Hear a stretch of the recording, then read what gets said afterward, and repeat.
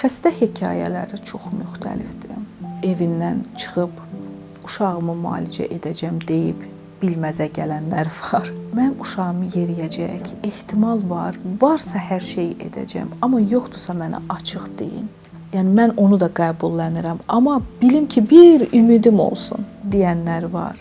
Bir ümidlə gələnlər. Bəli, bəli. Sonra skalyoz xəstələrindən olub ki, deyiblər ki, bu uşaq skalyoz əyriliyi elə bir yerdədir ki, siniri sıxacaq və bu ömürlük şikəst olacaq deyənlər var. Sadəcə müayinəyə gətirmişəm uşağımı. Hər şey yaxşıdır bizdə.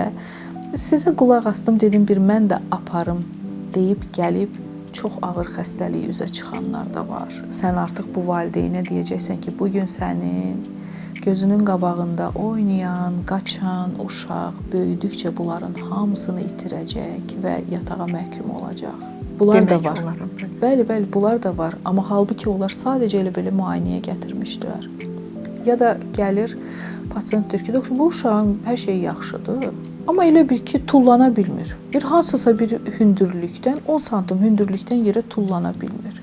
Tullananda yıxılır. Yeriyəndə birdən elə bu ayağı-ayağına dolaşır, yıxılır. Elə belə gətirdik, baxaq görək, yəni bu niyə tullana bilmir? Bəlkə psixoloqa aparaq və nəticədə SMA diaqnozu çıxır, miopatiya diaqnozu çıxır ortaya, Duchenne sindromu çıxır ortaya. Bunlar hamısı əzələ ilə bağlı olan xəstəliklərdir. Yəni xəstə hekayələri çoxdur. Biz hamısında demək olar ki, uğur qazanırıq.